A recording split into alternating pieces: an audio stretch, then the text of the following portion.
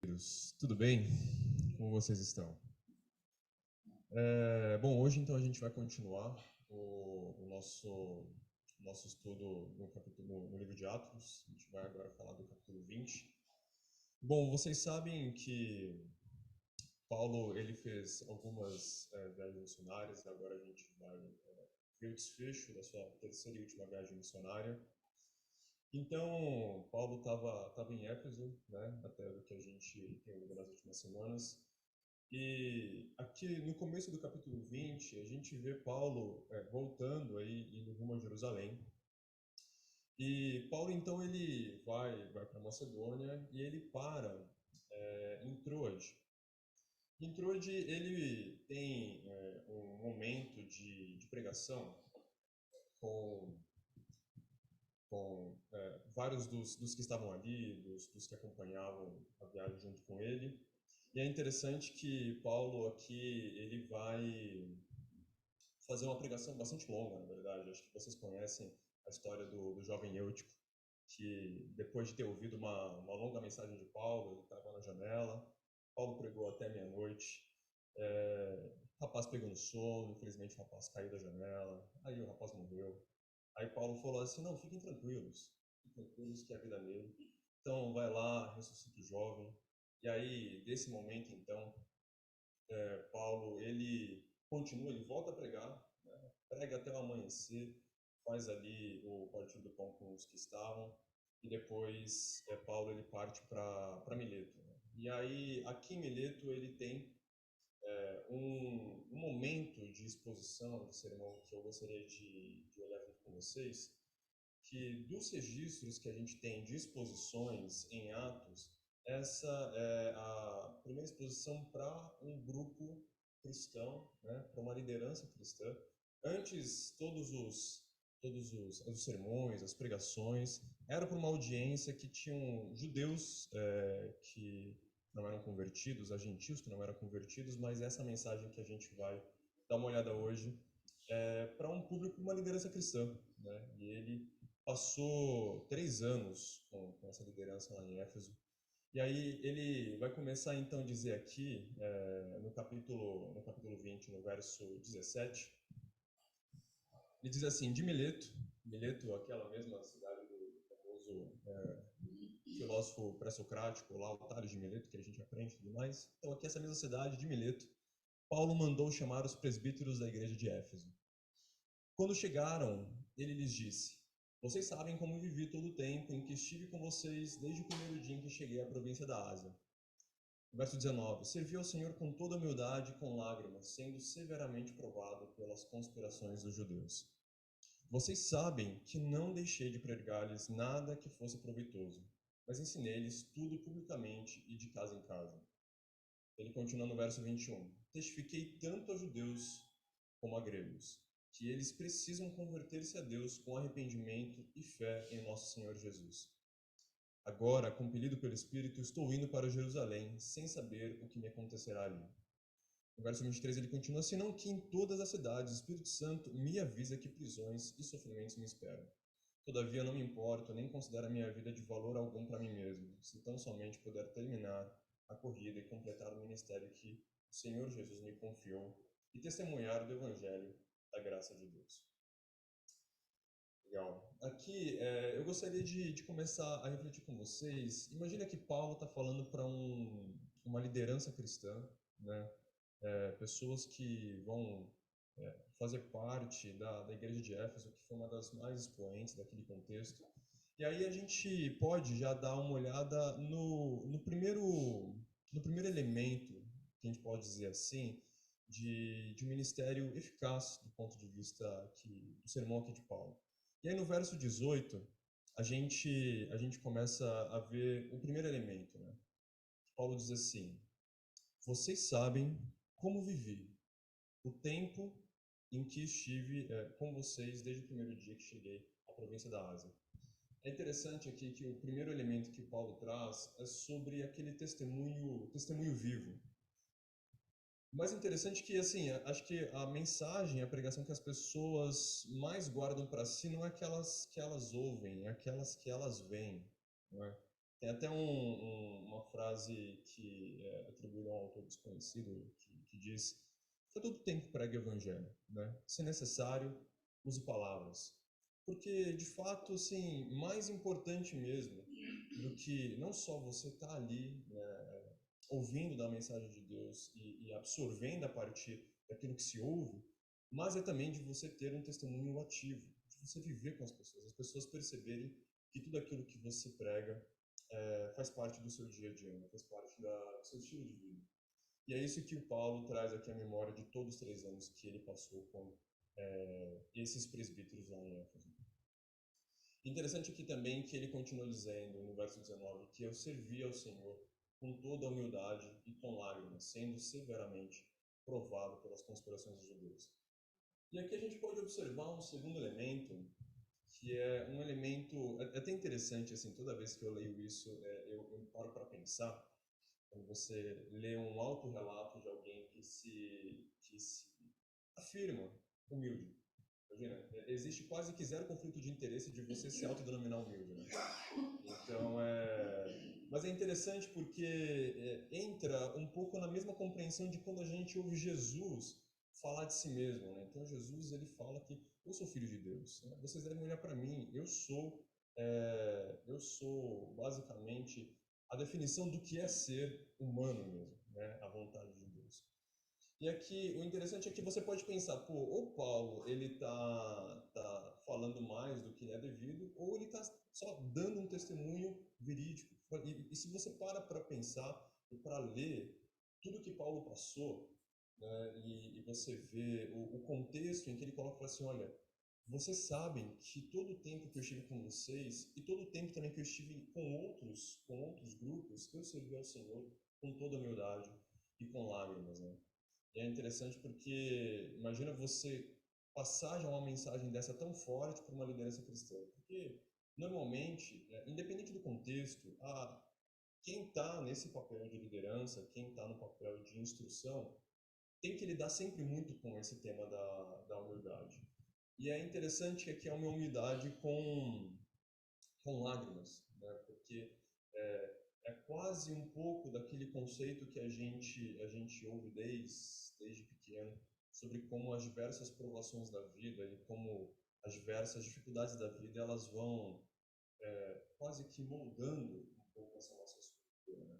Então você vai lá, da mesma forma que como uma lixa, ou como uma serra, você vai esculpindo uma escultura e vai tirando ali de um toco de árvore algo extremamente belo, assim também né? Na verdade, as diversas provações que a gente passa. E passar isso com humildade, com lágrimas nos olhos, isso realmente acaba sendo um testemunho extremamente forte para quem nos acompanha, né? E é interessante também que ele fala que isso tudo veio dentro de um contexto em que eu estava sendo severamente provado pelas conspirações dos judeus, né? Severamente provado pelas circunstâncias, pelas pessoas, né? Não estava sendo provado por Deus, né? Mas as circunstâncias acontecem, né? Não é basicamente Deus jogando com as nossas vidas, colocando diversas uma dessas circunstâncias, porque a Bíblia mesmo fala em Tiago que a Deus ninguém tenta, Deus não é tentado pelo mal. Mas as circunstâncias ocorrem, né? Deus está ali conosco e a gente pode continuar sendo instrumento nas mãos de Deus a cada momento que a gente passa de deserto, como muitas vezes a gente chama, né? Desses momentos. E aí no verso 20, Paulo continua dizendo: "E vocês sabem que eu não deixei de pregar-lhes nada que fosse proveitoso, mas ensinei-lhes tudo publicamente e de casa em casa." E que é interessante que a gente observa um terceiro elemento no verso 20, sobre uma vida cristã equilibrada, né? E uma relação com as pessoas equilibrada. Porque da mesma forma como você vê Paulo dizendo, olha, da mesma forma como eu preguei eu também, publicamente, eu também em casa também ensinei. Então, se você a cada, digamos assim, cada domingo, ou sempre quando você está sendo discipulado por alguém, sempre ouve aquelas instruções que você deve amar mais, você deve servir mais, você sempre recebe aquele sermão, isso não necessariamente é eficiente para o nosso crescimento espiritual, porque a gente também precisa do ensinamento que vem tudo bem. Eu sei que eu devo amar mais, eu sei que eu devo me doar mais, servir mais, e etc. Mas como é que eu faço isso? E aí é onde vem também esse equilíbrio com o ensino, né? Então, a gente vê isso também muito ativo no ministério de Paulo também, o que ele está deixando para os líderes ali, né? E aqui, no verso 21, Paulo, então, ele vai dizer, né, que ele testificou tanto a judeus como a gregos, né, sobre como eles precisam se converter a Deus e com arrependimento e fé em nosso Senhor Jesus Cristo. E é interessante que agora ele vai tratar, no verso 22, sobre um pouco de como ele está interpretando os próximos passos da vida dele. Né? Então ele fala, olha, agora compelido pelo Espírito, eu estou indo para Jerusalém sem saber o que vai acontecer ali. Né? Senão que em todas as cidades o próprio Espírito Santo me avisa que prisões e sofrimentos me esperam. E aqui acho que uma das coisas interessantes que Paulo ele não só ensinou para esse grupo de líderes, mas também ensina para nós é sobre como muitas vezes qual que é a nossa expectativa de qual vai ser o caminho diante de nós por estar nos servindo a Deus, né? Não é incomum a gente pensar que o fato da gente estar servindo a Deus, eu estou indo fazer aquilo que Deus gostaria que eu fizesse, naturalmente um caminho mais tranquilo, um caminho mais apaziguado, um caminho mais florido, deveria ser esperado, porque obviamente Deus está abrindo essa oportunidade, né? Deus está dando esse direcionamento, não vai para lá e assim por diante. E aqui o Paulo ele fala assim, olha, ainda que o Espírito Santo me avisasse que prisões e sofrimentos me esperam, eu não estou discernindo esse aviso do Espírito Santo como um impedimento para que eu vá, né, para Jerusalém. E aqui são coisas completamente distintas, porque às vezes fala assim, ah não, poxa, eu tenho a sensação que lá vai haver perseguição, lá vai haver dor, então Deus não quer que eu vá. Então Deus não quer que eu vá porque ele já deu tanto a entender de que eu vou ficar preso, eu vou sofrer, eu vou apanhar, etc. Então vamos pensar aqui um outro caminho, porque Paulo já teve essa experiência com o Espírito Santo. O Espírito Santo fechar portas enquanto ele ia para certas cidades, falou assim, você não vai para a cidade A, você vai para a cidade B. Então Paulo já teve essa experiência, mas aqui é diferente. Aqui Paulo fala o seguinte, olha, Deus, né, através do Espírito Santo, me alertou, mas mesmo assim ele completa no verso 24. Eu não me importo e eu não considero a minha vida de valor algum para mim mesmo, se eu não puder terminar a corrida e completar o ministério que o Senhor Jesus me confiou. Então, é uma compreensão completamente diferente, às vezes, do que a gente espera, a própria lógica da vida, né? A lógica da vida de se autopreservar, a lógica da vida de pensar e se avaliar sempre muito maior do que qualquer outra pessoa. Mas aqui Paulo fala o seguinte, olha, se eu não puder terminar a corrida e completar o ministério que o Senhor Jesus me confiou, nem mesmo colocando na minha vida, isso não vai ser de valia nenhuma, né? Bom, e aí Paulo ele continua então o seu sermão no verso 25. No verso 25 ele agora comenta: Agora sei que nenhum de vocês, entre os quais passei pregando o reino, verá novamente a minha face. Que Paulo já está dizendo que esse nosso último momento, pessoal, indo para Jerusalém, para Jerusalém, a gente não vai mais se encontrar. No verso 26 ele fala: Portanto, eu lhes declaro hoje que estou inocente do sangue de todos, pois não deixei de proclamar-lhes toda a verdade de Deus. Cuidem de vocês mesmos e de todo o rebanho sobre o qual o Espírito Santo nos colocou como bispos para pastorear a igreja de Deus que ele comprou com seu próprio sangue. E aqui, uma das coisas que eu acabei pensando quando estava lendo isso, que Paulo ele comenta, né, no verso 26, olha, eu estou com a minha consciência tranquila. Eu estou com as minhas mãos aqui inocente do sangue de todos vocês, porque eu lhes falei tudo o que me competia falar. E aí eu fiquei pensando, eu falei assim, poxa, será que a gente consegue dizer como Paulo falou, que as nossas mãos estão inocentes do sangue de todos aqueles que Jesus nos deu a oportunidade de pregar o Evangelho, anunciar o Evangelho. Eu digo isso para vocês, para mim mesmo, que eu não avalio minha mão inocente de sangue, todas aquelas oportunidades que eu tive de anunciar o Evangelho e não fiz. Talvez com todo o empenho, a dedicação, e se você para ver o começo do capítulo aqui 20, você vai ver que Paulo, ele estava aqui indo em direção a Jerusalém, ele tinha uma viagem importante. Então, imagina você, assim, você tem uma viagem extremamente importante na manhã seguinte. Então, o que é mais natural? Você já tá seguindo viagem, você precisa descansar. E aí Paulo fala assim, eu nunca mais vou encontrar com esse grupo aqui. Então eu preciso aproveitar essa oportunidade para pregar o evangelho. Então eu vou começar a pregar para eles, vou começar a pregar, sei lá, 6 da tarde, 7 da noite, qualquer coisa assim. E falar assim, eu preciso aproveitar esse negócio. Então ele vai pregando, a comunidade vai se engajando e você prega até meia-noite. Aí o moleque cai da janela e morre. Não, nossa, então vamos lá, ressuscita o menino, agora, beleza, vamos agora até a madrugada, né? Porque eu preciso aproveitar esse meu tempo com vocês, né? Essa é uma frase muito forte. Eu estou inocente porque tudo que eu tinha para falar para vocês, eu falei, né? E é interessante sobre aqui como ele passa agora esse bastão para os líderes para qual eles estavam falando para qual ele estava falando no verso 28. Cuidem de vocês, de todo o rebanho sobre o qual o Espírito Santo os colocou como bispos, para auxiliar a igreja de Deus, que ele comprou com o seu próprio sangue. E aqui mais uma vez a gente vê sobre a importância realmente de uma liderança que lidera pelo exemplo, né? Porque, bom, a gente tem inúmeros exemplos por aí de como líderes que, ao não cuidarem de si, não têm a autoridade para cuidar das pessoas, né? Tão simples quanto isso, de fato. Então, o Paulo deixa isso aqui muito claro. Olha, cuidem de vocês e cuidem também do rebanho que Deus colocou na mão de vocês. E aí no verso 29, né, o Paulo continua dizendo, sei que depois da minha partida, lobos ferozes penetrarão no meio de vocês e não pouparão o rebanho.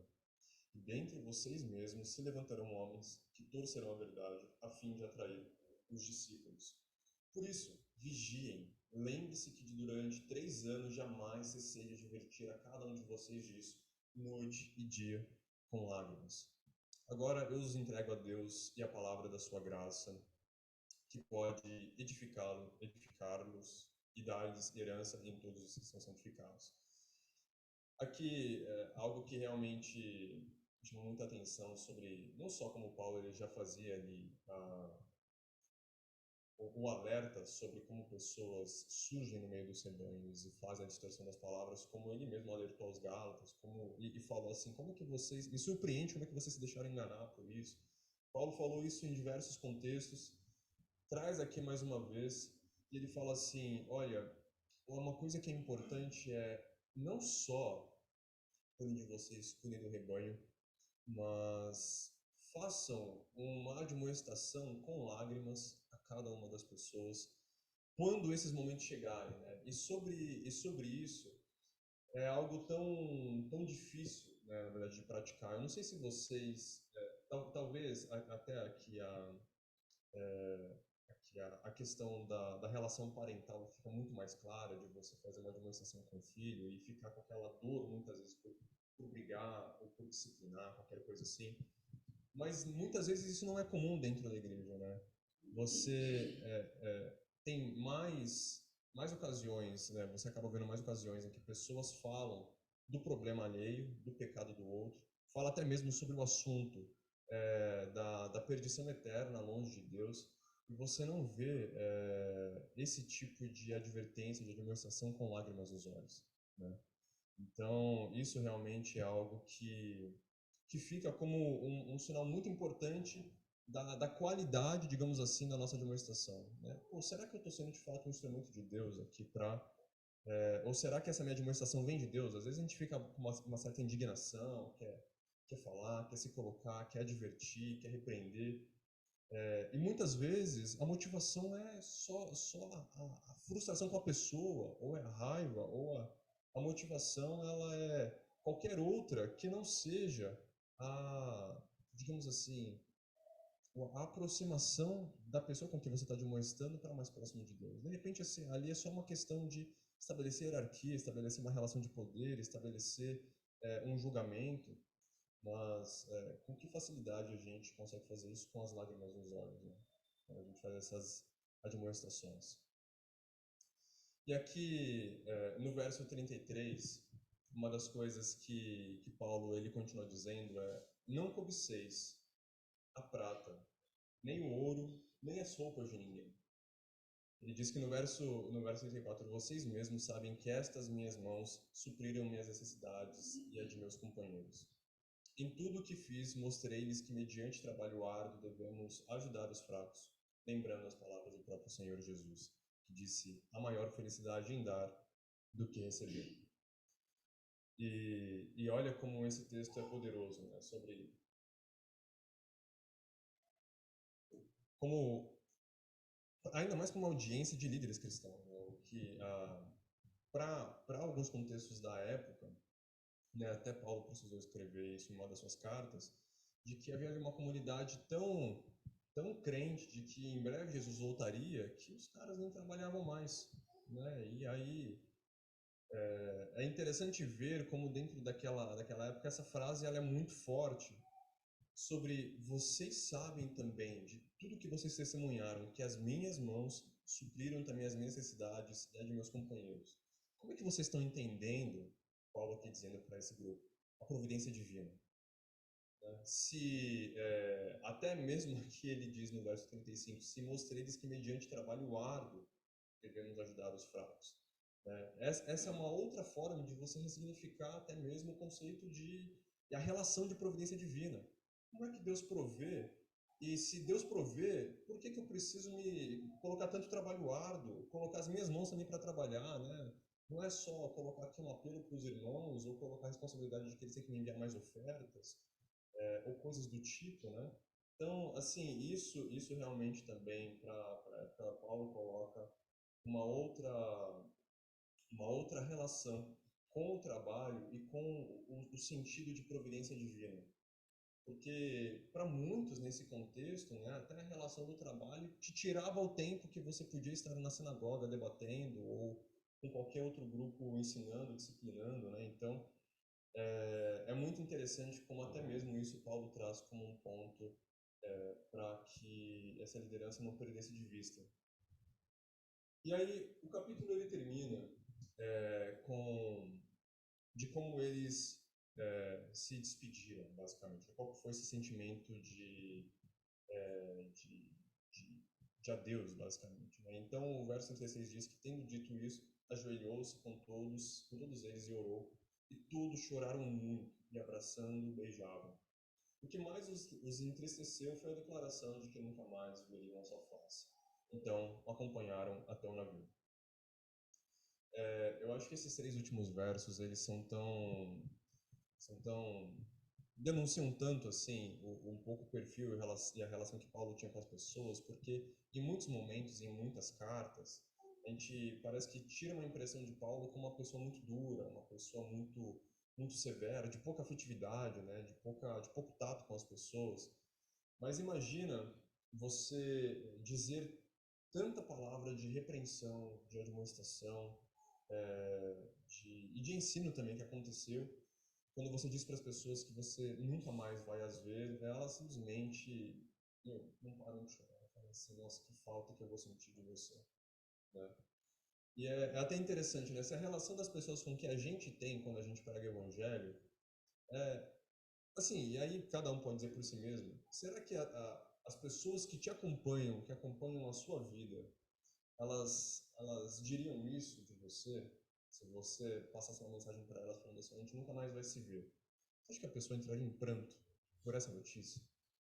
Da mesma forma como essa liderança entrou?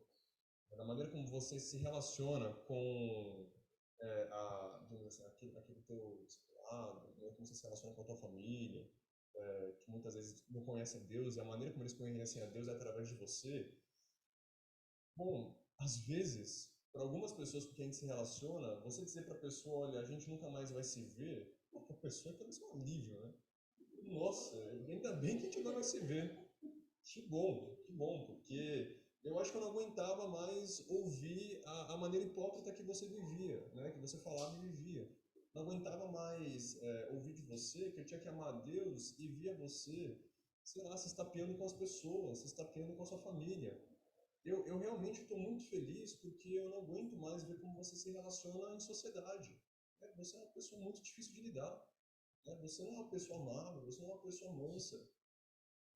E aí fica essa pergunta: quantas pessoas de fato entrariam em pranto pela maneira como a gente se relaciona com elas?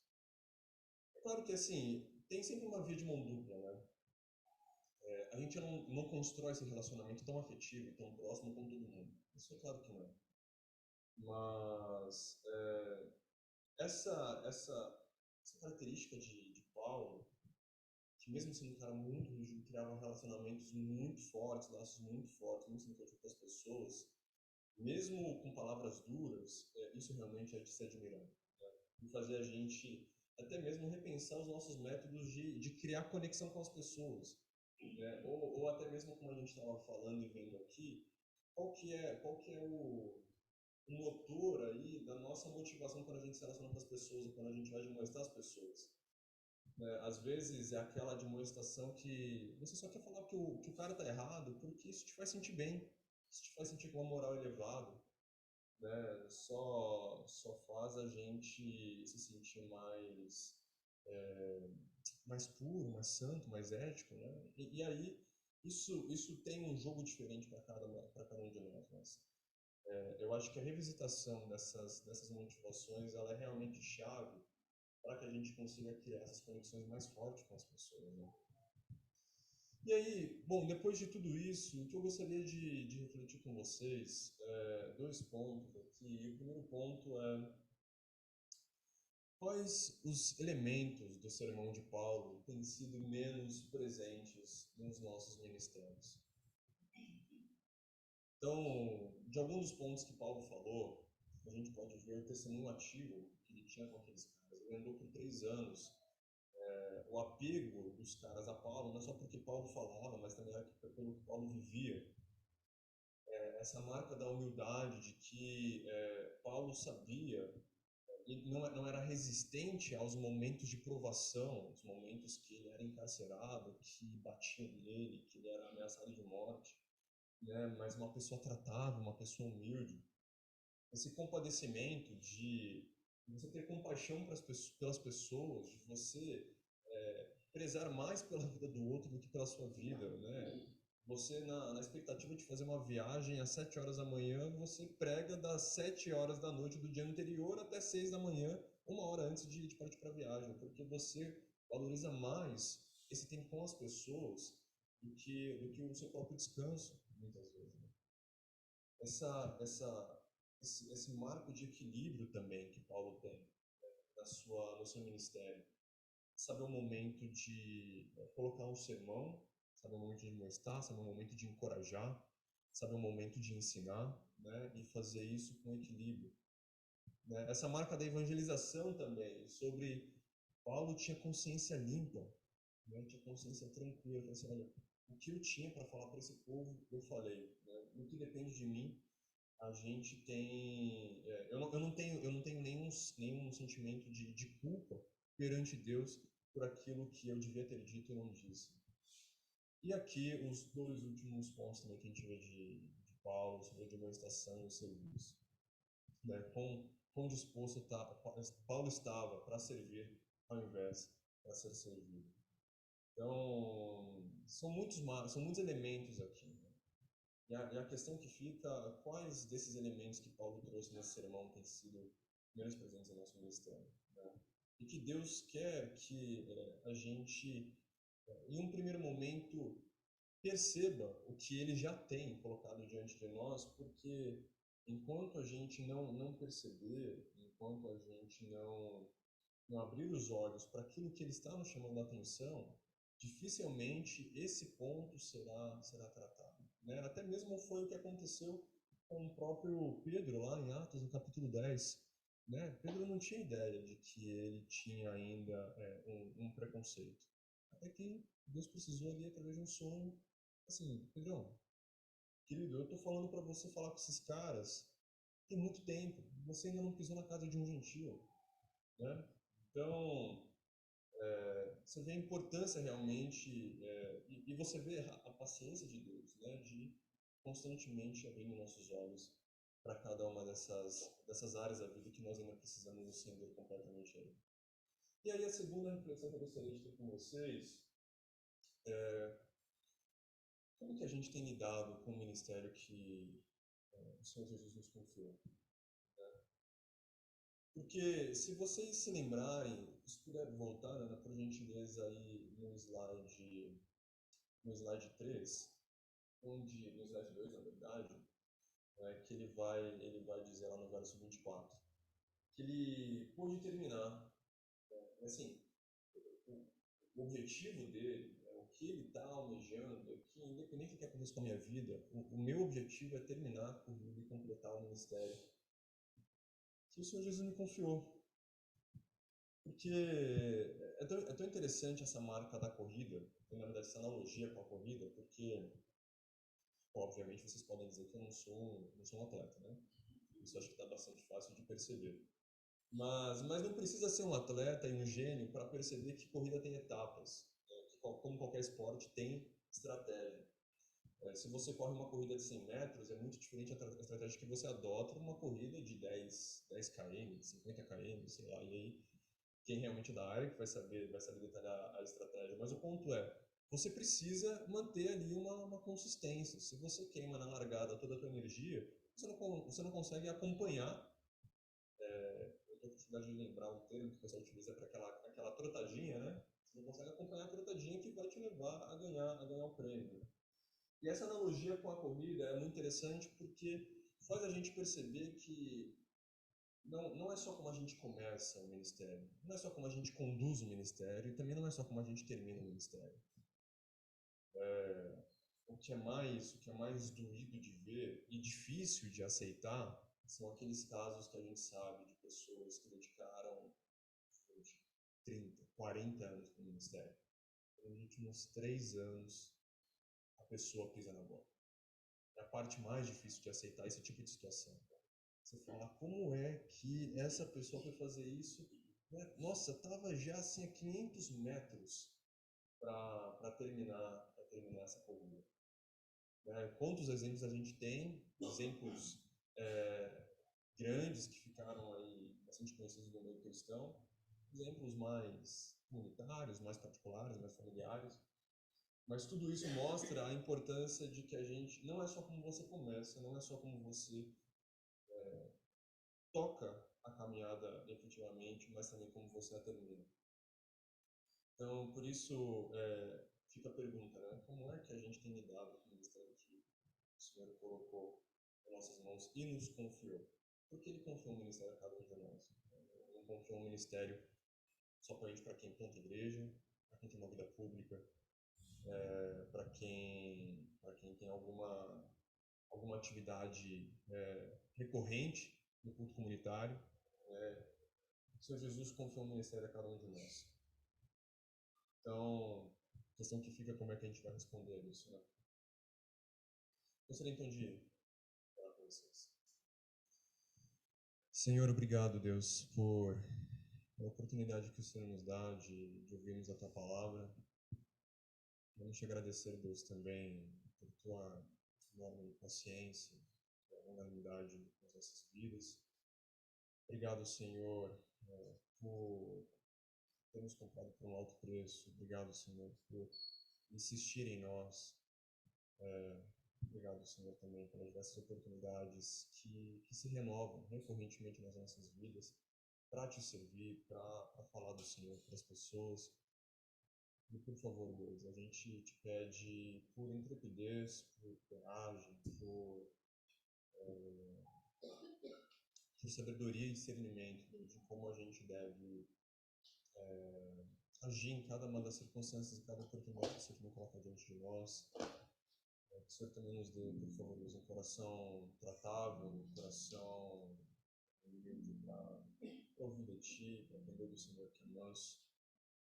E a gente te pede, Senhor, por favor, que o Senhor continue falando conosco, trabalhando em nós oramos, Deus, em nome de Jesus. Amém.